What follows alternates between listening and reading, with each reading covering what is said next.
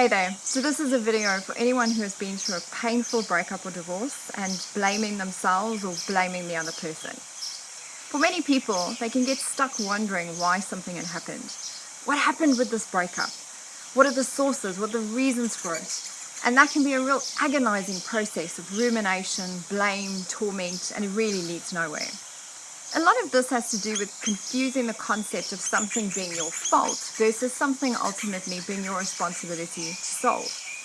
My name is Adele, and I'm the founder of Naked.Recovery, and I'm also a certified clinical trauma therapist. In my company, we've helped thousands of people recover from divorce trauma. In my experience, that whole cycle of blame is one of the worst cycles you can get stuck in. Now, for human beings, blame is this hot potato. We can't stand to hold it. We want to pass that nasty feeling to someone else as fast as possible. And sometimes to avoid blame, we can stand in this victim space where we're holding it outside of ourselves and someone else is to blame. But sometimes you can absorb too much blame and you turn that angry feeling in towards yourself. This inwards turning of anger is called shame. And that self-loathing is often far more destructive than that outward blame cycle. The reality is, whether you are blaming someone else or yourself, blame really doesn't help move you forward. It only keeps you in a prison of disempowerment. What's more powerful is to acknowledge that while something may or may not be your fault, it is your responsibility to move forward. And what stops us moving forward are either our learning resistances or our learning defiances. So learning resistance is where we won't accept what has happened. We're in a form of denial. And learning defiance is where we sort of accept what happened, but we refuse to adjust to what happened.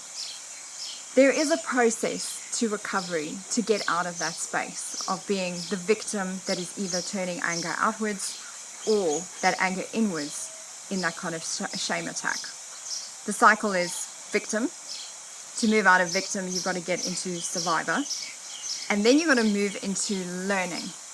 And that's where you've got to break through your learning resistances, your defiances, and move from that place of blame and fault to a point of responsibility, where you can see, actually, this is how it all kind of worked out. You're doing some analysis, you're being forensic about it. Learning is synonymous with healing. So when you're learning, you begin to heal. And ultimately, the final stage is to get to that place of feeling victorious. We have a 97% success rate, time and time again, with thousands of people who have worked this system. So come and attend the 45-minute training on how to recover from this devastating trauma. I will guide you through all the top mistakes I see people make, what false healing really looks like, the stages of recovery, the 15 things you absolutely need to start doing to get yourself on track, how to break through shame, how to get out of those cycles of either throwing blame outwards or turning it inwards. Now, whether or not this marriage breakup is your fault or not, it is your responsibility to break out of that victim cycle. And if you attend the 45-minute training, I will also send you my Sources of Divorce program with my compliments, so that you can discover all the reasons why your breakup happened. The bottom line is, for many people, they need to kind of truly reach their suffering limit before they're ready to move on. Now, if you're hesitating in taking action, perhaps you need to suffer a bit more before you're ready.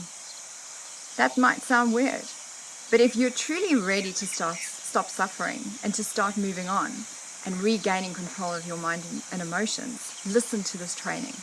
I hope you will choose to stop suffering and join the movement to get empowered and reclaim your life today.